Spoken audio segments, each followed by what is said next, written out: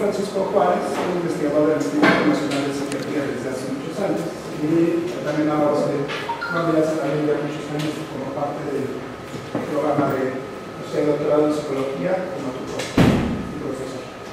Algunos de hecho ya me conocen acá, más o menos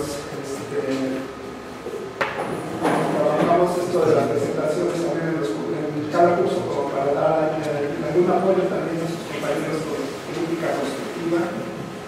La presentación creo que esa parte porque estamos en una etapa bastante interesante del proceso de sus compañeros que están en una candidatura y van a tener que terminar de arreglar su tesis para que lo más bonito posible. Entonces, eso también es básicamente de neuropsicología, me parece.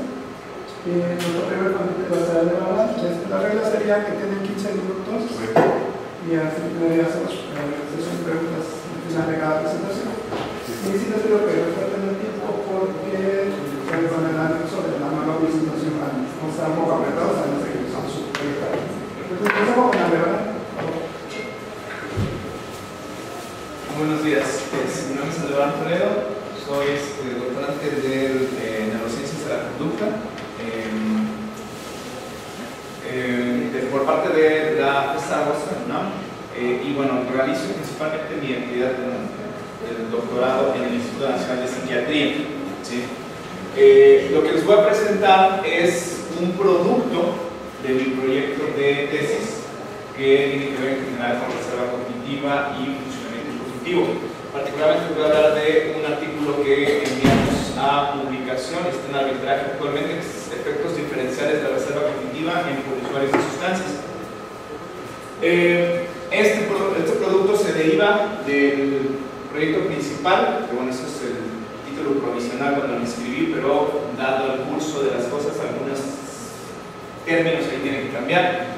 Pero bueno, básicamente los dos variables de interés son funcionamiento cognitivo, reserva cognitiva y bueno, consumo de sustancias. ¿Sale?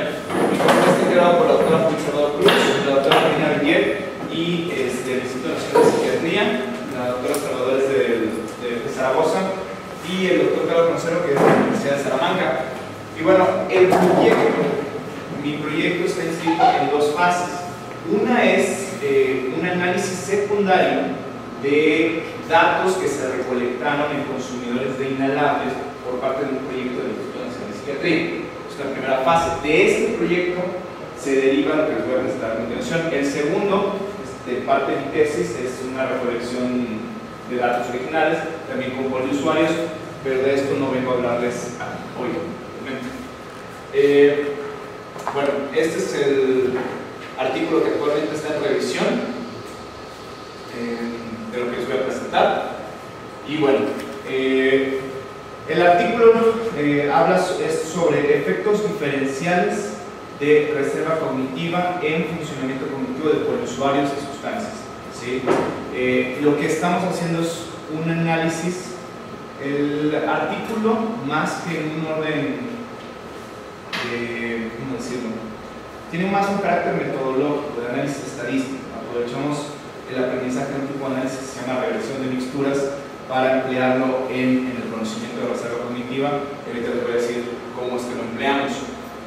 Primero que nada, ¿qué es reserva cognitiva? La reserva cognitiva es un constructo que se usa para explicar un fenómeno curioso en neuropsicología, que es a través de diferentes individuos frecuentemente existe una falta de relación lineal entre lesión cerebral y alteración cognitiva. De modo que dos sujetos con la misma lesión, misma extensión, misma localización, ¿sí?, pueden tener perfiles cognitivos totalmente distintos, ¿sí? Entonces, esto se presume que está determinado por dos mecanismos no mutuamente excluyentes: reserva cerebral y reserva cognitiva. Reserva cerebral es un término pasivo que se refiere básicamente a sustancia encefálica y se mide de diferentes maneras: volumen cortical, conteo sináptico e incluso, y esto es frenológicamente cierto, hay artículos publicados en los que miden reserva cognitiva a partir de circunferencia de la cabeza, ¿sabe? Entonces,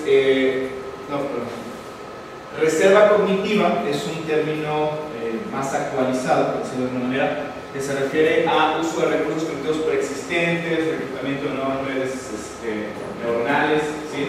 Va más allá de la mera idea de que más volumen encefálico es lo mismo que más reserva. Entonces, la idea...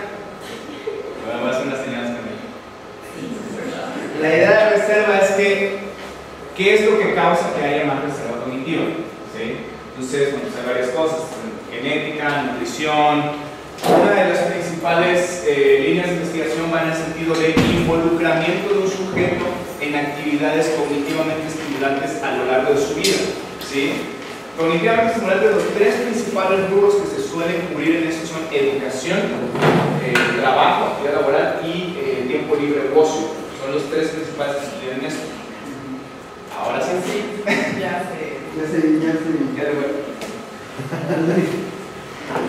Entonces, bueno, brevísimamente, reserva cognitiva se ha estudiado principalmente en neurodegenerativas, con diseños cognitivos, ¿sí?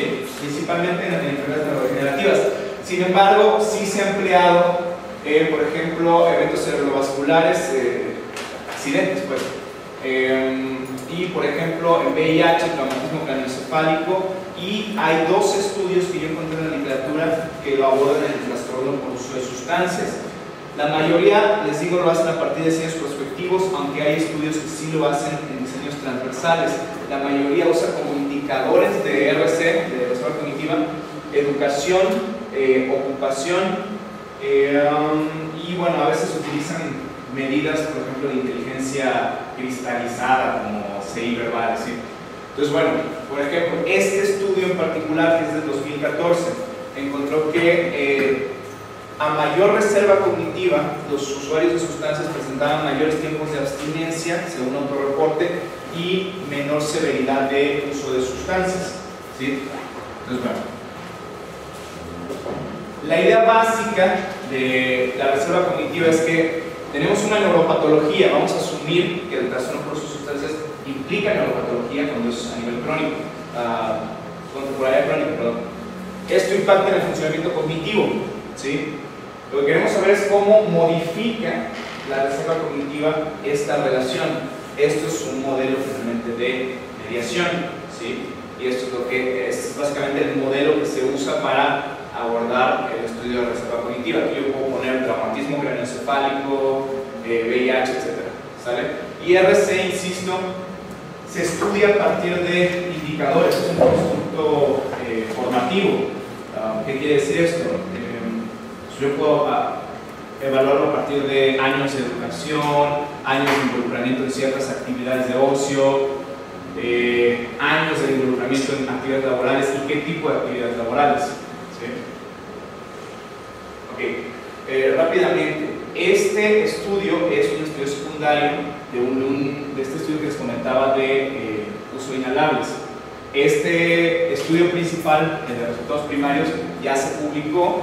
Una vez que se publicó eso, yo ya tuve la oportunidad, porque si son como las reglas de esto, tuve la oportunidad de hacer este análisis secundario. Adelante. Ok. Una limitación de los estudios, bueno, una limitación primero con respecto a la reserva cognitiva y el uso de sustancias es que casi no hay estudios, solamente encontré dos sobre el uso de sustancias. Una limitación importante de todos los estudios de reserva cognitiva es que asumen homogeneidad del efecto de la reserva cognitiva a través de los individuos, ¿sí? ¿Qué quiere decir esto? Esto responde a la pregunta: ¿la reserva cognitiva es un predictor de diferentes desenlaces cognitivos? Y eso es así como se ha estudiado, y así está bien, así está padre, excelente. Sin embargo, la investigación contemporánea lo que está intentando hacer es responder más bien para qué sujetos operan relaciones entre variables, ¿sí? Aquí es donde entra el rollo de regresión de mixturas. ¿A qué responde la pregunta? ¿Para qué individuos la reserva cognitiva predice diferentes desenlaces? Un ejemplo, un sujeto A puede ser que, para un sujeto A puede ser que únicamente el involucramiento en actividades educativas sea suficiente para generar reserva cognitiva. Para un sujeto B puede ser que necesite educación y actividades de ocio. Las razones de por qué hay esas variaciones son lo que se pueden estudiar a partir de regresión de mixturas. Bueno, entonces el objetivo de este estudio se centra en individuos con poliuso severo que están en alto riesgo de déficit cognitivo. ¿A qué me refiero con poliuso severo? Todos estos cuates que estamos analizando son consumidores de inhalables, ¿sí? Los inhalables son una de las sustancias más neurotóxicas que se conocen, ¿sí? Entonces, bueno, en ese sentido son un grupo de sujetos idóneos para estudiar este tipo de efectos de neuropatología. Entonces, los objetivos son dos: identificar clases latentes, no lentes, basadas en efectos diferenciales de reserva cognitiva en 3 variables de funcionamiento cognitivo: estatus general, que es básicamente una prueba de screening; secuenciación visoespacial e inhibición de respuesta, que eso es medido con la torre de Hanoi; determinar si variables de poliuso, particularmente edad de inicio, años de uso y uso reciente en los últimos 30 días, predicen pertenencia a clase, a estas clases latentes. ¿Seguimos? Ok.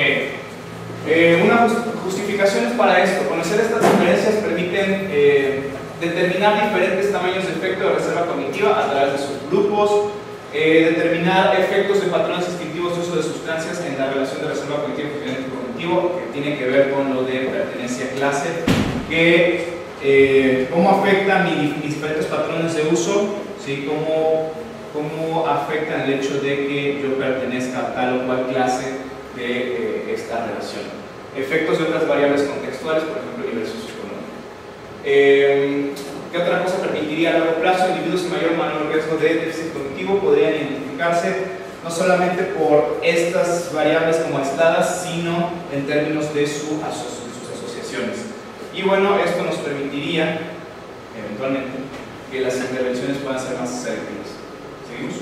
Es un análisis secundario, un estudio transversal. Los criterios: hombres de 25 centros residenciales fueron 18 a 60 años, al menos 5 días de internamiento para controlar el hecho de que puedan tener efectos residuales de consumo.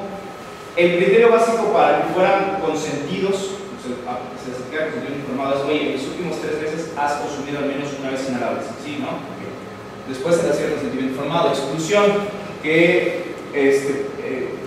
exclusión aquí es que fueran negativos, para trastorno por uso inhalable. Si no tenía trastorno por uso inhalable, según una entrevista psiquiátrica, iba para afuera. Si tenía, es al revés, si era positivo para psicosis, manía o deterioro cognitivo severo, el cual impidiera que pudiera entender las preguntas, iba también para afuera. Vamos para adelante. ¿Qué se ocupó? La evaluación Montreal, la torre de Hanoi, la mini-entrevista nacional internacional, el índice de severidad de adicción y el cuestionario de índice de reserva cognitiva, que evalúa estos 3 rubros. ¿Qué es lo que se hizo de análisis estadístico? Bueno, es un análisis descriptivo y, bueno, análisis de regresión. Primero 3 modelos independientes de regresión logística, luego los 3 modelos de regresión para saber el efecto bivariado. Luego 3 modos de regresión de mixturas y otra vez 3 modos de regresión logística con estas clases para determinar lo de pertenencia a clase. El reclutamiento se hizo en centros de atención comunitaria a las adicciones, los mal llamados anexos, ¿sí? En 25 centros. Y bueno, incluyó todas estas medidas que les dije. El protocolo fue aprobado por el Comité de Ética del Instituto de Psiquiatría. Resultados: tuvimos 166 sujetos, evaluamos a más de 200, pero los que cumplieron para esto fueron 166, la edad promedio fue de 25, chavos en realidad. El promedio del MOCA para la muestra general fue de 24.3, lo cual está por debajo del punto de corte.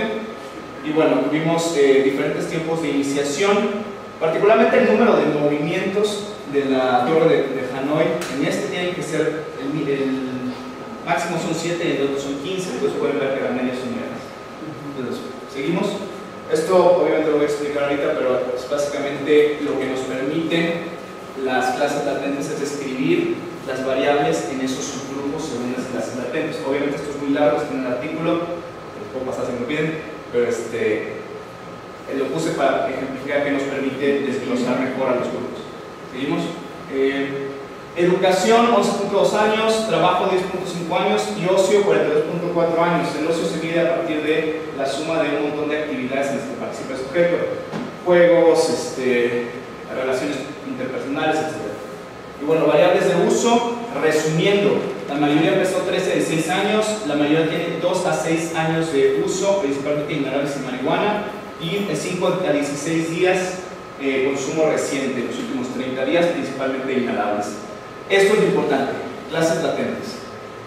Hay criterios para seleccionar las clases latentes. Aquí lo que me dice es cuál es la mejor clase que puedo seleccionar en función de diversos criterios de información.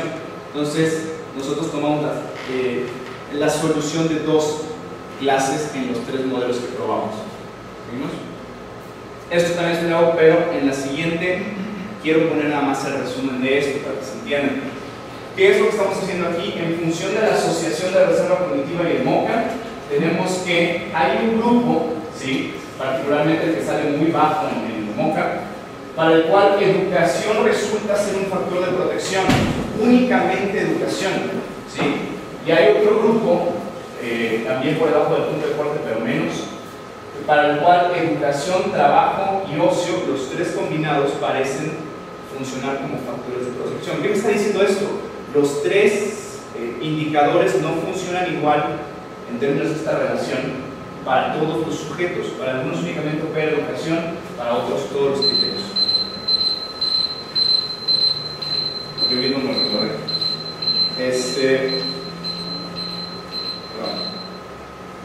¿Tenemos?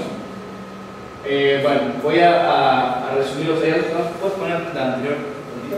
Esta es la tabla del efecto de las sustancias sobre pertenencia a clase, pero lo voy a resumir ya en la discusión. ¿Adelante? Ok. ¿Qué es lo que vemos? Que por usuarios el involucramiento de actividades cognitivamente estimulantes se asocia con mejor desempeño cognitivo. Esto es algo que ya se sabe, esto es algo que ya se ha estudiado. Esto es lo que llamamos como efecto homogéneo. A través de todos los sujetos, estos indicadores parecen funcionar. ¿Sí? Siguiente. Lo que no se sabía era que para algunos sujetos, ¿sí?, ciertos indicadores funcionan mejor que otros, ciertas actividades cognitivamente estimulantes funcionan mejor que otras, ¿sale? Y bueno, algunos patrones de consumo, particularmente inicio temprano de marihuana, incrementa, por ejemplo, la probabilidad de pertenencia a una clase caracterizada por menor tiempo de inicio en Torre de Hanoi, es decir, como más impulsiva, por ponerlo en términos cognitivos. ¿Vamos? Limitaciones, el tamaño de muestra. Cuando enviamos a revisión nos dijeron que este tipo de un reacción me encantó, otra revisión nos dijo que está muy padre, pero que requiere una muestra más grande. Al estudiar más a propósito al respecto, dicen que necesitamos al menos una muestra de 1000. Ausencia de medición de neuropatología, o sea, yo no vi daño cerebral directamente. Hay un sesgo socioeconómico, no hay inclusión de mujeres, esto es importante, y pruebas neuropsicológicas pueden ser limitadas y no específicas. La Torre de Hanoi mide muchas cosas y a veces no es enteramente cierto si mide planeación o qué cosa. Entonces, bueno, futuros estudios deben contemplar precisamente estas limitaciones a la hora de estudiar esto, principalmente hacer diseños prospectivos como ya muestra. Muchas gracias. ¿Tenemos los minutillos de pregunta? Sí. ¿Por qué exactamente, bueno, la parte de las pruebas se utilizaron pruebas visoespaciales y medición de respuesta? Entiendo que debido a estas cuestiones de drogadicción, pues medición de respuestas pues era como que algo que sí se debería de medir, ¿no? Sí. Pero en secuencia visoespacial, ¿por qué secuencia visoespacial y no memoria, otro tipo de efecto? La pregunta es excelentísima. Hay 2 razones. La primera es de carácter administrativo. ¿Qué pasa? Había un artículo que ya incluía esas medidas de funcionamiento ejecutivo, es un análisis secundario. Entonces yo no podía, no se me permitía administrativamente volver a utilizar las mismas medidas en ese sentido. Agarré la Torre de Hanoi, porque la Torre de Hanoi, cuando tú la puedes desmenuzar muchas medidas, tiempo de inicio, latencia entre las respuestas. Entonces yo tenía todos esos datos. Los datos de la Torre de Hanoi que no se emplearon para el artículo primario, los empleé para eso, particularmente el número de movimientos y tiempo de iniciación. Esa es la respuesta administrativa. La otra es porque precisamente en este artículo de funciones efectivas inhalables, lo primario, me di cuenta que en realidad el único que parecía ser informativo con respecto al funcionamiento de estos tipos de usuarios, que era precisamente la prueba de Hanoi, por eso me quedé con eso. Y el MOCA, por proporcionar una medida internacional, y bueno, también sí se me permitió el trabajo. ¿Qué cuestionario utilizaste para analizar reserva cognitiva? Se llama cuestionario índice de reserva cognitiva, se llama CRIC en el acrónimo en inglés. Y bueno, básicamente lo que hace es preguntar, por ejemplo, ¿cuántos años de escolaridad tienes? ¿Cuántos años llevas realizando actividades, por ejemplo, de ida a cine, teatro, cosas así? La escala puede ser muy criticada, muy criticada, porque el investigador está asumiendo qué cosas son cognitivamente estimulantes, lo cual puede ser falso. Entonces, bueno, esa fue la escala que escogió. No hay muchas en realidad. Y en la mayoría hay algunos artículos que solamente utilizan años de educación, ya como se dice, esa reserva cognitiva.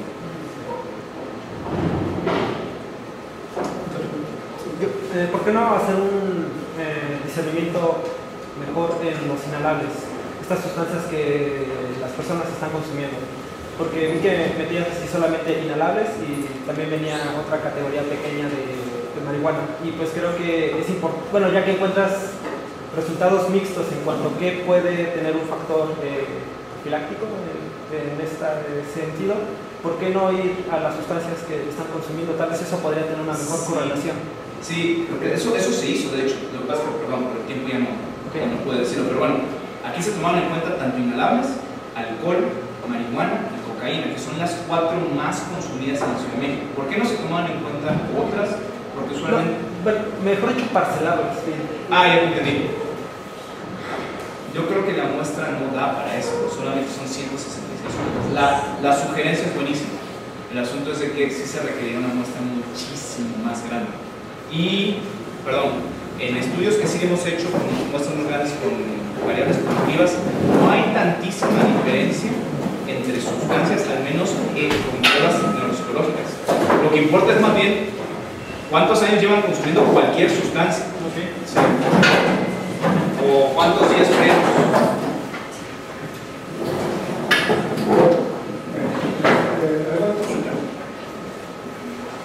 Es interesante que mencionas que no hay daño neuropsicológico en tus casos. No medí yo neuropatología directamente, o sea, no tenemos neuroimágenes de estilo. Sí hay asociación en este estudio y en otros que se han hecho, sí hay asociación entre variables de consumo y parece que desempeño en pruebas. Sin embargo, no hay una asociación tan diferenciada de si consume más cocaína o si consume más marihuana, al menos con los usuarios con los que trabajamos. La mayoría como base tiene un altísimo consumo de alcohol de entrada, como base. La mayoría consume marihuana cuando menos ocasionalmente. Entonces es como mucho ruido ahí como para poder hacer esa diferenciación, y estoy de acuerdo que se puede hacer, pero creo que requeriría muestras muy grandes. ¿Qué crees que pasaría si tienes horrores sanos en esta conferencia? ¿Cómo está tu referencia en eso? Bueno, para la segunda fase sí tenemos controles. Yo creo que se van a observar diferencias de entrada en términos bivariados en las ejecuciones, por ejemplo, del MOCA. Por ejemplo, ya haciendo el análisis descriptivo de los casos que ya tengo, en general tienen una puntuación de 27 con desviación estándar de 1 y algo los casos. Pues bueno, creo que habría diferencias, ¿no? Habría diferencias entre los grupos, entonces los controles no van a tener desempeño bajo. Pero ¿pudiste observar en el MOCA algún algo específico donde pudieras añadir una mayoría? Hay un modelo factorial del MOCA que es de 6 factores que incluyen atención en el ejecutivo.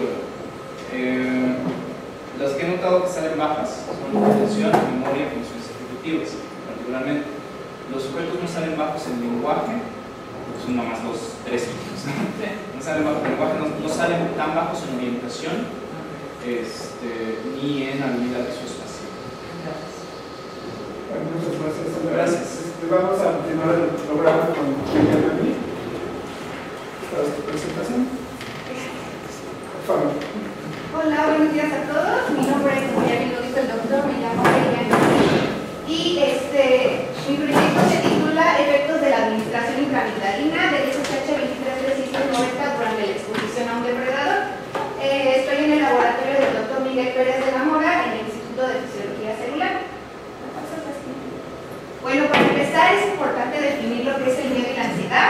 El miedo y la ansiedad desde el punto de vista biológico es definido como todas aquellas respuestas tanto fisiológicas como conductuales que preparan al organismo para contender en contra de una amenaza, ya sea esta real o potencial, y que a su vez atenta contra la integridad física del individuo. Bueno, dentro de las estructuras que están involucradas en la regulación de las respuestas de miedo y la ansiedad está la amígdala, que está alojada en la profundidad del lóbulo temporal y está compuesta a su vez por diversos núcleos, es una estructura heterogénea y principalmente son dos actores principales que están involucrados en las respuestas de miedo y ansiedad. Como podemos apreciar aquí en la imagen, tenemos el complejo vasolateral, que está compuesto a su vez por el lateral, el basal y el vaso medial, que no aparece en la imagen, pero en su conjunto forman el complejo vasolateral. Del otro lado tenemos al núcleo central, y en lo que respecta entre el núcleo central y el núcleo vasolateral está un conglomerado de células que son interneuronas GABAérgicas y que forman una interfaz inhibitoria entre estos dos núcleos. Todas estas núcleos son importantes para la regulación del miedo y la ansiedad. La que sigue, por favor. Bueno, ¿cómo es que se sabe que la amígdala forma parte o regula las respuestas de miedo y ansiedad? Pues básicamente, como ya muchos conocerán, tenemos el condicionamiento pavloviano, en donde los principales actores de la regulación de estas respuestas pues es el núcleo lateral y el núcleo central. Toda la información que llega sensorial en cuanto al tono y al estímulo incondicionado, que es un choque eléctrico, llega a través de aferentes del tálamo y de la corteza al núcleo lateral y al núcleo central, y después, posteriormente, a través de estructuras del tallo cerebral y del hipotálamo, se van a producir ciertas respuestas que están regulando el miedo y la ansiedad. Y esos dos actores son los principales, ¿no? El núcleo lateral y el núcleo central.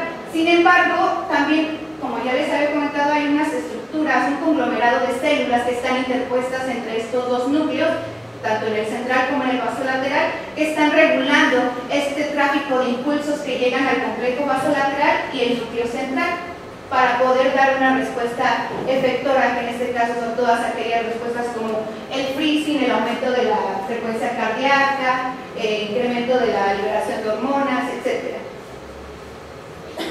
Bueno, dentro de todos los sistemas de neurotransmisión que están modulando las respuestas de miedo y ansiedad, existe el sistema dopaminérgico, principalmente a través de la vía mesolímbica, que se origina desde el área ventral tegmental y la sustancia níquera.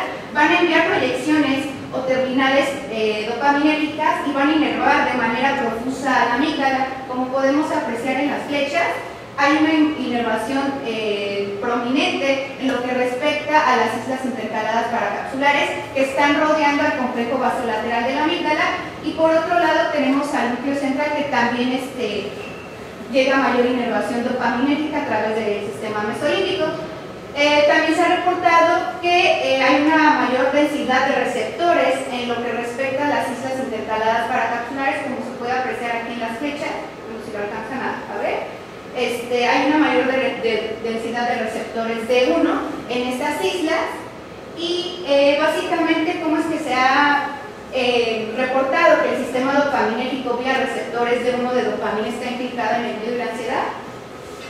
Pues en estudios conductuales a través de estrategias farmacológicas utilizando un antagonista selectivo a los receptores D1 de dopamina, que es el SSH23390, se ha reportado que en diversos modelos de miedo no condicionado tiene un efecto ansiolítico. Por ejemplo, en este panel de lado izquierdo, se conoce como caja luz oscuridad, en donde lo que se trata es de explotar la tendencia de los animales a evitar espacios altamente luminosos. Y como podemos observar, cuando se administra el SSH23390 dentro de la amígdala, en particular es cercano a las islas intercaladas paracapsulares, tiene un efecto ansiolítico, es decir, las ratas se atreven a explorar más este compartimento luminoso. Por lo tanto, nos está indicando que la respuesta de ansiedad ante estos estímulos se ven revertidos por el SSH23390. En otro estudio o en otro modelo que se conoce como enterramiento defensivo, es otro modelo de miedo no condicionado, en donde se explota la tendencia de los animales a enterrar estímulos aversivos. En este caso es un electrodo en donde cuando la rata se acerca o se aproxima a se emite una descarga eléctrica. y se ha visto que cuando las ratas, mientras más se entierran, pues significa o se está indicando que la rata tiene ansiedad. Y cuando se administra, por ejemplo, el SSH 23390 en una dosis de 50 nanogramos dentro de la amígdala, pues este efecto de enterrar decrementa, ¿no? Decrementa el tiempo de enterramiento, lo cual nos estaría indicando pues un efecto ansiolítico del fármaco. Y en otro modelo que también es ampliamente utilizado para estudiar el miedo no condicionado es el laberinto elevado en forma de signo más, en donde se explota la tendencia de los animales a evitar espacios abiertos y elevados. Cuando los animales pasan más tiempo en los brazos cerrados, pues eso nos está indicando que los animales están ansiosos. Pero ¿qué pasa cuando se administra el SSH 23390 de igual forma en la amígdala y de igual forma cercano a las islas intercaladas paracapsulares? Pues este efecto se revierte, es decir, los animales se atreven a explorar estos espacios que son abiertos, lo cual con esto nos estaría indicando que el SSH 23390 en modelos de miedo no condicionado tendría un efecto ansiolítico. Sin embargo, en otros modelos de miedo no condicionado que son pues etológicamente más relevantes para estudiar el miedo y ansiedad, digo etológicamente más relevantes porque es más probable que los animales se encuentren con un depredador en su ambiente natural que con un choque eléctrico. Entonces, pues los pioneros en estudiar este modelo de exposición a depredador en el 72 fueron el grupo de los Blanchard, en donde ellos lesionaron el complejo amigdaloide, es decir, toda la amígdala. Aquí no hacen distinción de qué núcleos, pero ellos encontraron que cuando se lesiona la amígdala, en comparación con animales que no fueron lesionados, hay un incremento en el número de aproximaciones al estímulo amenazante, que fue la presencia de depredador, y un mayor número de contactos con el gato, sugiriéndonos que la amígdala es necesaria para que los animales emitan estas respuestas defensivas ante pues, su estímulo amenazante, que en este caso es el depredador. Sin embargo, en un estudio más actual, realizado por Martínez y colaboradores en el 2011, ellos encontraron a través de técnicas de biohistoquímica, midiendo la expresión de CFOs en diversos núcleos de la amígdala, ellos encontraron que principalmente el núcleo medial, su parte posteromedial, hay un mayor incremento de la expresión de CFOs cuando las ratas son expuestas a su depredador natural en comparación con animales a los que no fueron sometidos a la presencia del depredador. De igual forma, pero no tan significativo como en el núcleo medial, también tenemos al núcleo vasomedial y el vasolateral, que también incrementaron pues la expresión de proteínas CFOs en estos núcleos cuando los animales son expuestos a su depredador, lo cual nos estaría indicando que también la amígdala estaría involucrada en procesos de miedo no condicionado, principalmente en la regulación de las respuestas de exposición a depredador. La que sigue, por favor. Bueno, como tal, pues ya vimos que el sistema dopaminérgico amigdalino, vía receptores D1, pues sí participa en la modulación del miedo y la ansiedad no condicionado. Sin embargo, hay muy pocos estudios, o incluso no hay estudios en los que se reporte la participación de este mismo sistema a través de los receptores D1 en un modelo de miedo no condicionado que es mucho más complejo y etológicamente más relevante, como es la exposición al depredador. Por lo tanto, nuestro objetivo fue evaluar el efecto del bloqueo de estos receptores de dopamina dentro de la amígdala en ratas que fueron expuestas a la presencia de su depredador natural y ratas que también fueron expuestas al contexto que fue previamente asociado con la presencia del depredador. Este último objetivo pues, nos interesó porque en esta prueba, lo bonito de esta prueba es que se puede medir tanto miedo no condicionado como miedo no condicionado. Bueno, para ello utilizamos ratas macho de la cepa Wistar con un peso de 250 gramos. El estímulo amenazante fue un gato macho, adulto, doméstico e intacto, me refiero a intacto a que no estuviera castrado, y con este peso al inicio de los experimentos. Estas características que pongo aquí fueron basadas en estudios pilotos en donde utilizamos gatos que pues, ya estaban castrados y no emitían respuestas defensivas en las ratas. Por lo tanto, estas fueron importantes. La que sigue, por favor. Bueno, este es el dispositivo que utilizamos para el estudio del modelo de exposición a depredador, la zona peligrosa, en donde se alojó al gato, y la zona segura, donde estaba la ratita. La que sigue, por favor. Se implementó cirugía estereotáxica con estas coordenadas que fueron dirigidas a la cercanía de las islas intercaladas mediales. La que sigue, por favor. Y los fármacos, el SSH 23390 con una dosis de 40 y 120 nanogramos por lado, fue microinyectado unilateralmente con un volumen de 250 nanolitros por lado. La que sigue, por favor. Y bueno, las etapas experimentales fueron las que siguen. Tenemos la fase de habituación, que consistió de 4 días en donde se le permitió al animal explorar de manera libre el aparato como tal, tanto la zona peligrosa como la zona segura. Es un video, pero con el tiempo, yo creo que por el tiempo ya no va a dar como tal. Exposición a depredador, en donde tenemos aquí ya alojado al depredador en la zona peligrosa, y al día siguiente se evaluó la fase de evocación, en donde nuevamente fue colocada la rata, pero ya sin la presencia del depredador. La que sigue, por favor.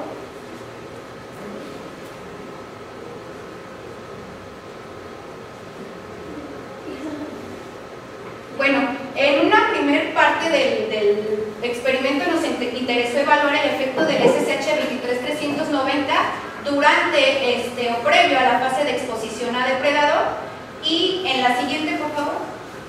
Y en otra serie de experimentos nos interesó evaluar el efecto de este mismo fármaco del antagonista, el SSH 23390, previo al contexto asociado con depredador. La que sigue, por favor. Bueno, estos fueron los resultados del grupo tanto de exposición a depredador, donde se administró el SSH 23390, y el grupo de exposición al contexto asociado a depredador. Estos fueron los animales que nos quedamos después de que se eliminaron todas aquellas ratas en las que no cayeron las cánulas en el sitio de interés. Bueno, este es un análisis histológico de todos los animales a los cuales fueron utilizados para el análisis estadístico. Todos estos puntitos son los que están indicándonos dónde cayeron los sitios las puntas de las cánulas, que fueron cercanos a las islas intercaladas paracapsulares. Esta es una imagen representativa de dónde cayó la punta de la cánula. La que sigue, por favor. Y bueno, ya en los resultados tenemos que el SSH 23390, independientemente de la dosis, pues no revierte la respuesta de evitación que los animales tienen ante el estímulo amenazante. Es decir, los animales se siguen resguardando en la zona segura, independientemente de la dosis del fármaco, que era lo que no esperábamos. Esperábamos que se revirtiera, ¿no? Que las ratas exploraran o se atrevieran más a explorar la zona peligrosa del aparato experimental. Sin embargo, independientemente de que el efecto del SSH 23390 sea ansiolítico, pues no revierte la respuesta de evitación. Sin embargo, resultados interesantes encontramos ya en la fase de exposición al contexto asociado a depredador, en donde la dosis más alta, de 120 nanogramos por lado, revierte esta respuesta de evitación y hace o permite que los animales pasen más tiempo en la zona peligrosa, y por lo tanto, pues ya no pasan tiempo en la zona segura, ¿no? Lo cual nos está indicando que pues estos modelos de miedo de exposición a depredador pues son importantes o son relevantes para estudiar respuestas de miedo y ansiedad. Y como pudimos ver en los resultados, con la solución salina fisiológica, los animales se resguardan en la zona segura, y por lo tanto esto nos está indicando una respuesta de evitación. Los animales, cuando son expuestos 24 horas después al aparato donde previamente fue asociado con depredador, pues las ratas, cuando se les administra solución salina fisiológica, se siguen resguardando en la zona segura, lo cual nos está indicando un condicionamiento. El SSH 23390, como ya lo vimos en los resultados, pues no revirtió la respuesta de evitación en las ratas que fueron expuestas durante la fase de exposición a depredador. Sin embargo, el SSH 23390 parece que tiene este efecto ansiolítico en este tipo de modelos de miedo no condicionado, cuando la amenaza ya no es tan real, ¿no? Cuando la amenaza ya es cuando ya no está presente el depredador. Por lo tanto, nos está indicando que el sistema dopaminérgico vía receptores dentro de este tipo de modelos de miedo no condicionado tendría el efecto ansiolítico cuando la amenaza ya no es tan aversiva. Y esto nos está indicando también que el SSH 23390, el efecto ansiolítico producido conocido por el SSH 23390, depende del modelo de miedo no condicionado empleado y también de la intensidad del estímulo aversivo. Y bueno, en perspectivas, lo que nosotros proponemos es que se requiere el aumento del tamaño de la muestra de los sujetos en donde hubo diferencias significativas con la dosis de 120 nanogramos del SSH 23390 en la fase de evocación. Y también lo que pretendemos es evaluar posteriormente las conductas de freezing y conductas de valoración del riesgo, que son otro tipo de respuestas defensivas que son características de las ratas cuando son expuestas a estímulos amenazantes. Y también se requiere de técnicas como más finas, ya que las islas intercaladas paracapsulares de la amígdala son muy pequeñitas y es muy complicado llegar directamente o dirigir las cánulas a este sitio de inyección. También es deseable estudiar otros sistemas de neurotransmisión como el sistema opioide en este tipo de modelos de miedo no condicionado, ya que se ha reportado en la literatura que las islas intercaladas paracapsulares, aparte de que son ricas en receptores D1 de dopamina, también se ha visto que son ricas en receptores mu opioides en particular. Y pues sí, eso sería todo.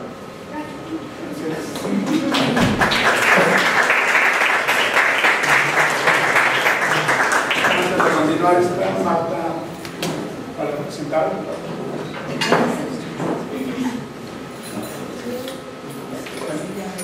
Tenemos unos minutos de preguntas, respuestas, comentarios.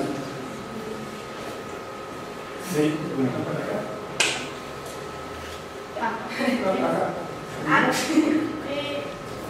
¿Habrá diferencias entre tu estudio si se empiezan a realizar este bloqueo amigdalino con la amígdala derecha o amígdala izquierda? ¿Hay diferencias? Sí hay diferencias en cuanto a si se hace unilateral. No se ha reportado, que yo sepa, siempre se ha hecho de manera bilateral en cuanto a estos estudios farmacológicos, o sea, no hay como una diferenciación en cuanto a si se administra de manera unilateral. De hecho, pues no hay tales estudios en ese sentido. Aquí atribuye a que, bueno, en las dosis bajas del fármaco los animales no respondieron como ustedes esperaban. ¿Cuáles son sus probables hipótesis? Pues, de hecho, se ha reportado que estas dosis, de hecho, se utilizaron en estudios previos en nuestro laboratorio y fueron las que fueron significativas en otros modelos de miedo no condicionado, como presenté anteriormente. Sin embargo, yo creo que también depende de, mientras más aumentes la dosis, yo creo que se va perdiendo la especificidad del fármaco, porque también el SSH 23390 también es afín a los receptores de serotonina. Entonces, cuando se administra o cuando se incrementa la dosis, se pierde este efecto. De hecho, cuando, no sé si se acuerdan de las gráficas, pero en los modelos de miedo no condicionado, en otros modelos de miedo no condicionado, se ve que con dosis pequeñas sí tienden a disminuir, ¿no?, estas respuestas de ansiedad, y con dosis más altas se revierte este efecto. Es como muy característico de los fármacos, ¿no?, este efecto de U invertida.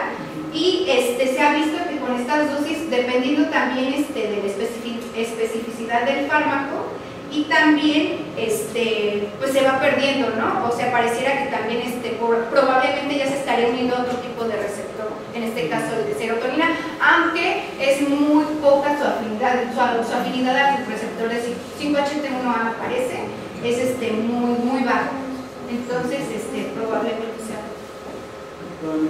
Y Sí. bueno, tendría que ver con el ámbito experimental en ejecución al animal, o sea, porque nosotros era bien no condicionado, pero estabas colocándolo con un predador real. Entonces, ¿eso podría tal vez explicar el hecho de que el animal haya respondido como ustedes esperaban? ¿Cambiar el contexto experimental? El contexto, o sea, ¿te refieres que fuera diferente a la fase de adquisición, o sea, durante la exposición? Pues probablemente podría ser una opción, cambiar el contexto, porque también se ha demostrado que las señales son importantes, ¿no? Por ejemplo, en estos trastornos de estrés postraumático, ¿no? Todas estas señales que son asociadas con un evento traumático, pues podría también tener un factor, ¿no?, importante. Sí, podría ser una alternativa. ¿A qué te refieres ahora? ¿A qué te refieres con etológicamente relevante? Bueno, lo mencionaba en la introducción, es etológicamente más relevante porque las ratas no requieren aprender a tenerle miedo al depredador, es un miedo innato que las ratas tienen, no necesitan de ensayos para que las ratas puedan asociar, en este caso, un contexto con depredador, ¿no? Pero sería más instinto, ¿no? Porque etológicamente, ahora sí que la etología son 4 postulados, pues. ¿Dónde? Es que me costó trabajo ahí entenderte. En la parte etológica.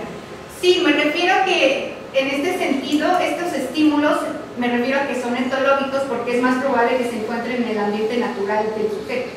En ese sentido me refiero a que son más etológicos. Ya. Sí. Solo es curiosidad. ¿Han considerado lo que están haciendo al inglés circuitos importantes para la memoria? ¿Cómo no te...? O sea, que sea un circuito mnésico de lo que esté afectado. Claro, sí, esta ya sería una parte mnémica, ¿no? Mnemónica. En este sentido, porque ya estamos implicando procesos de plasticidad en el condicionamiento, entonces sería importante evaluar esta parte, porque pareciera ser que el efecto del SSH 23390 en este modelo tendría el efecto ya en el condicionamiento, en la asociación de estos estímulos, no tanto en la parte innata, entonces sí sería interesante evaluar. De hecho, el complejo vasolateral pues es donde se lleva a cambio todos estos cambios plásticos, ¿no? Entre la asociación del estímulo condicionado y el incondicionado, y en este sentido estaría interesante estudiar.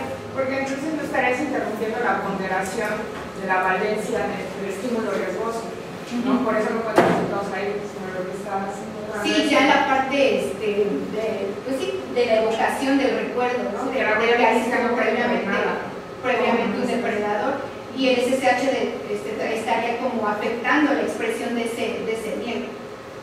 Entonces sí sería interesante pues seguir con otros estudios ya más implicados en esa parte, ¿no? de memoria. Gracias. ¿Algún comentario? Entonces pasamos con Antonio.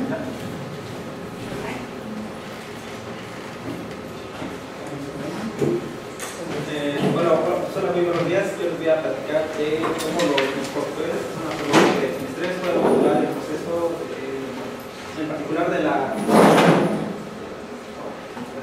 Bueno, primero, ¿qué es extinción? Cuando uno entrena a un animal, la mayoría deben de saberlo, pueden usar diversas estrategias, por ejemplo, el condicionamiento clásico o el condicionamiento operante.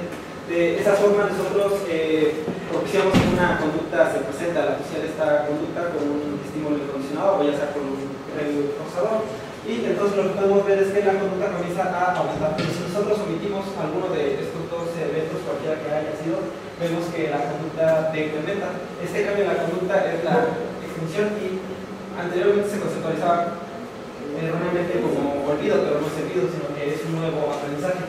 Y como un nuevo aprendizaje conlleva las mismas etapas que el aprendizaje original, o sea, una adquisición, consolidación y una evocación.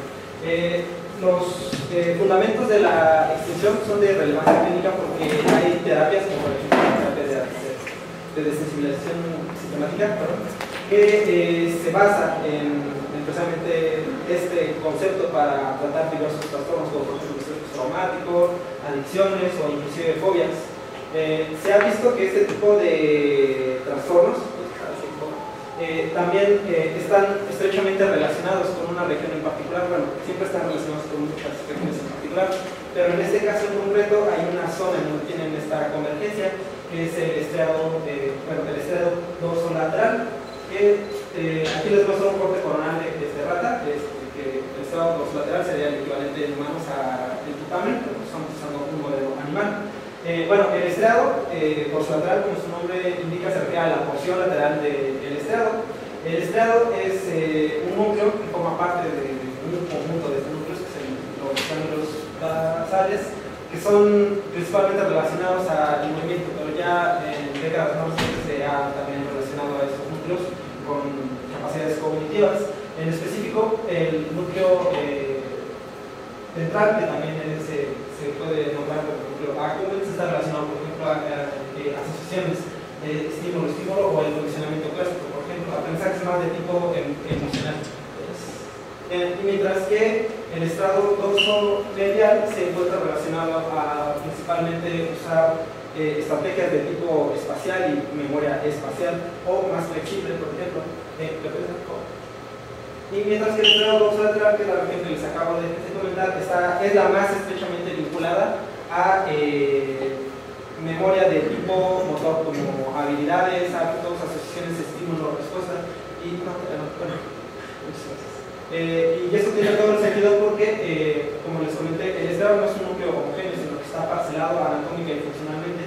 Y bueno, en particular, el estrado dorsolateral recibe una gran inervación de la corteza, específicamente de áreas sensoriales y motoras, y desde ahí pues que tenga todo sentido que esté relacionado con este tipo de memorias. Este tipo de memorias está también a la vez relacionado y que hace sentido con estos síntomas que presentan este tipo de personas que tienen estos trastornos, ¿no? Por ejemplo, el trastorno obsesivo compulsivo o las adicciones, esa búsqueda imperiosa de, ¿no?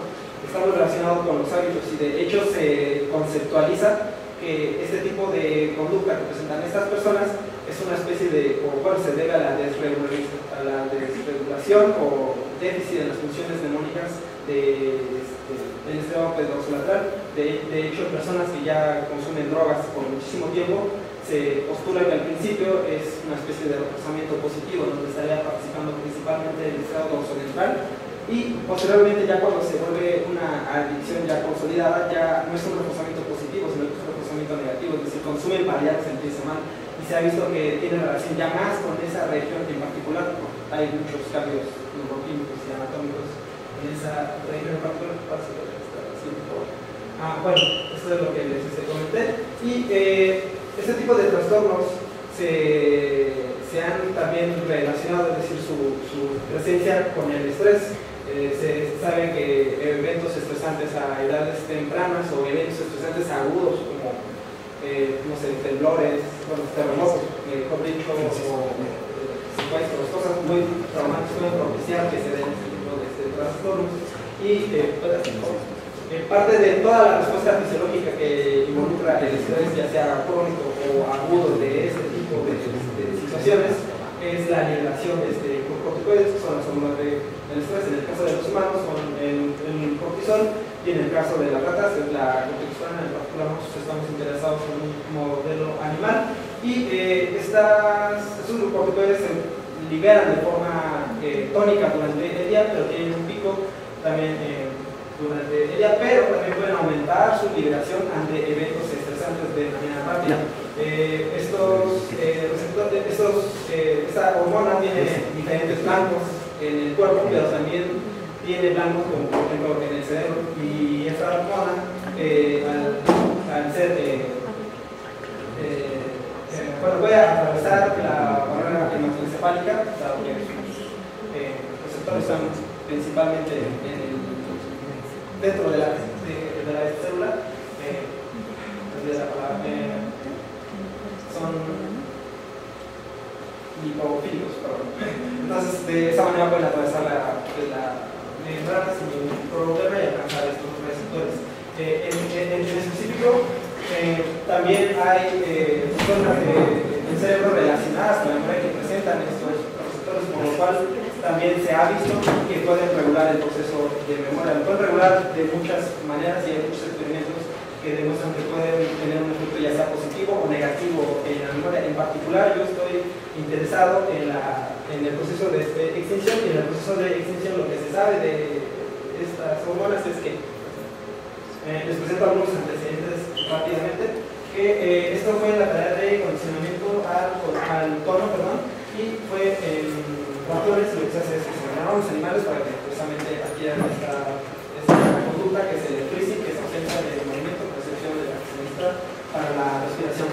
Una vez que ya los animales fueron condicionados, se llevó a cabo una pequeña prueba donde los dos grupos presentaban el mismo nivel de freezing. Inmediatamente después de la primera sesión de extinción, donde mostraban un desempeño igual a ambos grupos, se les administró corticosterona de forma sistémica y se les evaluó posteriormente en diferentes sesiones.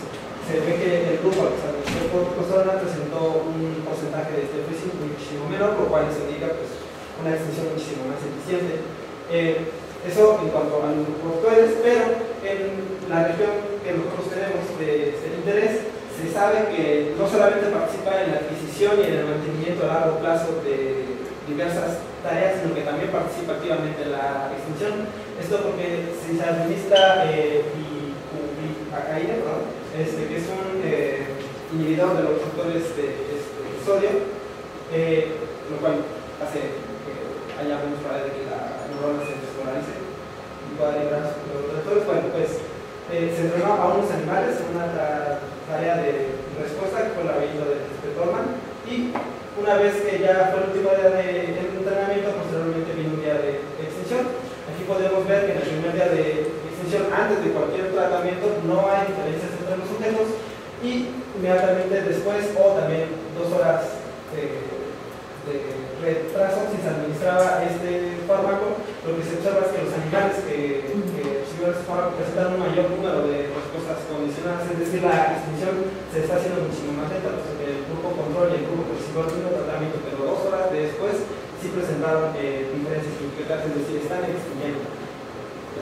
Entonces, bueno, con estos antecedentes nosotros nos preguntamos si los grupos corticoides pueden modular también el proceso de extinción, y en particular de este tipo de memorias que también tienen la característica de ser muy rígidas, que precisamente las personas que han sido tratadas con terapias que se basan en este proceso de memoria tienden a recaer.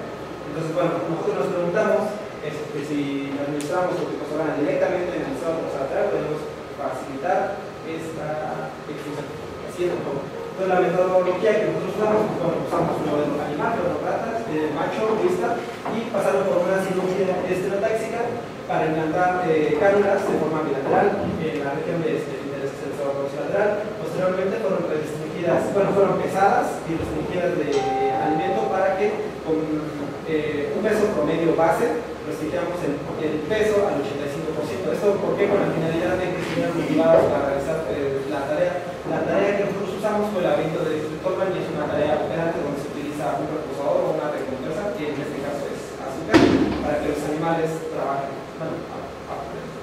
Se llevan a cabo 3 sesiones de manipulación, eso con el objetivo de que los animales estuvieran familiarizados con el contexto experimental y con el experimentador, para que no hubiera variables de estrés extras al experimento. También se llevaron 2 sesiones de habitación en el aparato con algunas razones, y también se les expuso al reposador previamente para que no hubiera efectos de fobia o algo por el estilo, para que ya en el día de entrenamiento, o el primer día de entrenamiento, fueron 6 sesiones, una diaria.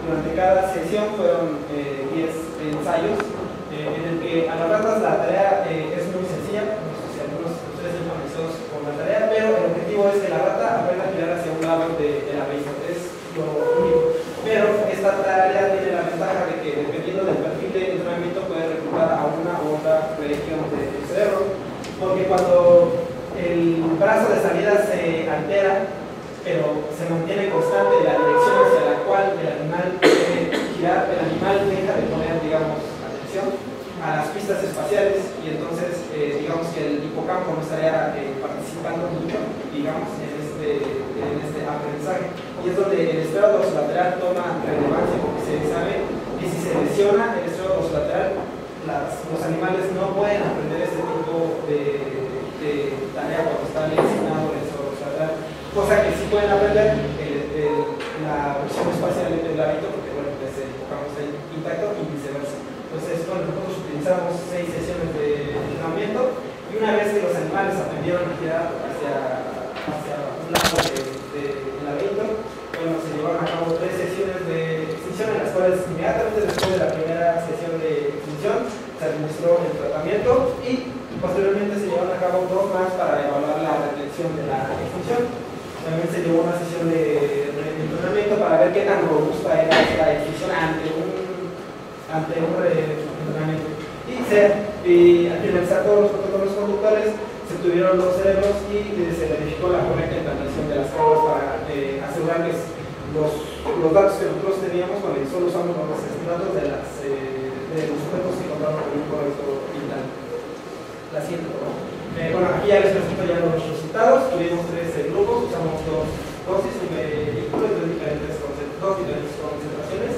Y aquí les presento las sesiones de adquisición. Lo que nosotros evaluamos fueron el número de respuestas correctas, es decir, que girara hacia el browser que nosotros estamos proposando, y la latencia para llegar al browser, es decir, en el momento que nosotros colocábamos a la data y llegaba a la zona donde estaba el procesador. Vemos que conforme avanzan las sesiones aumenta el número de respuestas correctas y las latencias van incrementando. Esto significa que efectivamente los animales están adquiriendo la tarea. Como estamos trabajando con decisión, debe haber algo que extinguir. Esto ya es las sesiones de extinción y lo que podemos observar es que en la primera sesión de extinción los animales no presentan diferencias tanto en el número de respuestas como en las latencias. Esto es bueno porque la interesa del grupo, porque aún no estamos administrando ningún tratamiento de si todos los animales están en la misma experiencia de aprendizaje.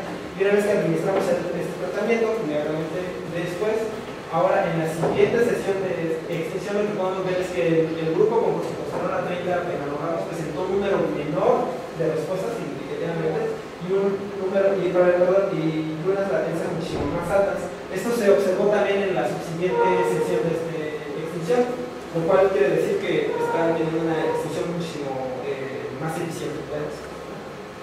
Bueno, ante el reentrenamiento, nosotros esperábamos que se mantuviera esta extinción, es decir, que estas respuestas y estas latencias, que la latencia se mantuviera al menos significativamente alta y las respuestas significativamente bajas.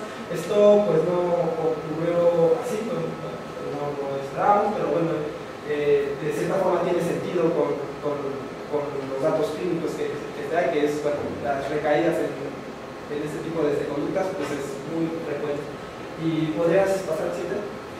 También nos preguntamos, posterior a estos resultados, si nosotros en qué proceso de la memoria estábamos actuando. Como les comenté, cuando uno aprende algo, hay una adquisición y hay una consolidación donde la memoria es lábil, y si la memoria se consolida pasa a ser memoria de largo plazo. Nosotros, al administrar el tratamiento inmediatamente después del aprendizaje, estamos asumiendo que probablemente era a través de la extinción, de la consolidación, y la consolidación tiene un tiempo crítico. Entonces la estrategia que nosotros usamos para administrar el fármaco únicamente después de ese periodo crítico, que de forma estandarizada es más o menos 90 minutos. Entonces entrenamos a los animales con la misma metodología que ya les comenté y adquirieron la tarea y ahora sí. Y igualmente pasaron por un protocolo de extinción, fue exactamente lo mismo que ya realizamos, pero con la diferencia de que ahora administramos 90 minutos después del entrenamiento, es decir, después del tiempo crítico de extinción. Y lo que encontramos es que cuando lo administramos 90 minutos después, ya no observamos ese efecto de facilitación sobre la extinción, por lo cual nuestros resultados preliminares pues indican que efectivamente la corticosterona puede facilitar el proceso de extinción de una tarea que es dependiente del sistema dorsolateral y que probablemente está actuando a través de este efecto de facilitación es porque específicamente está actuando en el proceso de consolidación de la extinción. Y pues no pudimos observar un efecto de resistencia ante un reentrenamiento, y pues estamos trabajando en futuras preguntas. Y terminar de redondear el trabajo. ¿Alguna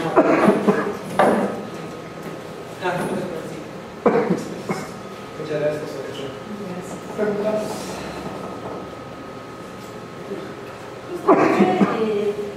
Asociándolo con lo que comentabas del estrés postraumático, ¿crees tú que existiría una diferencia si modificaras las propiedades del estímulo?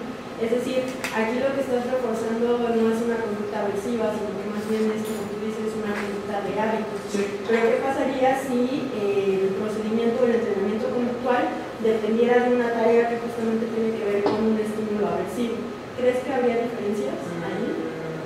Pues muy probablemente. Es que el trabajo que les presenté al principio era de condicionamiento de miedo autónomo, donde se utiliza precisamente un choque, y se ve que efectivamente también puede extinguir. En ese trabajo lo administraron de forma sistémica, entonces las regiones cerebrales que están siendo afectadas no se puede saber. Probablemente el hipocampo y la amígdala, porque participa en ese tipo de tareas de conocimiento.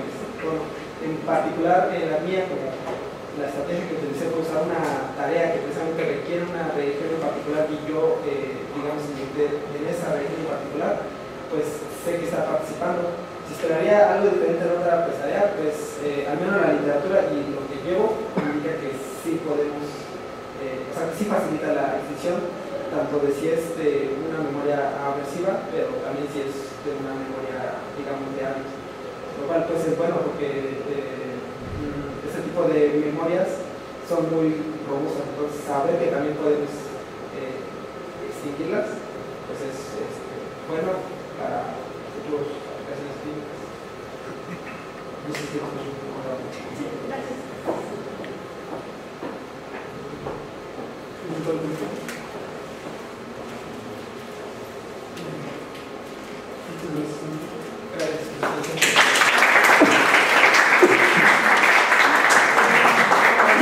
Participó también en la presentación.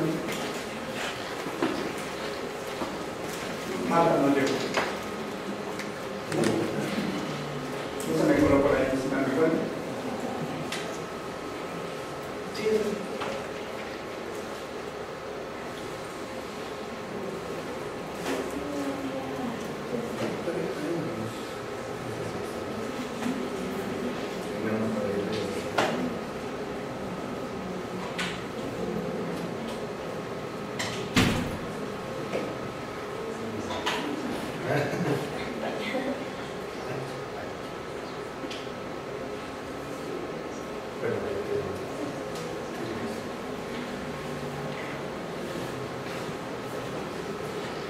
Muy buenos días.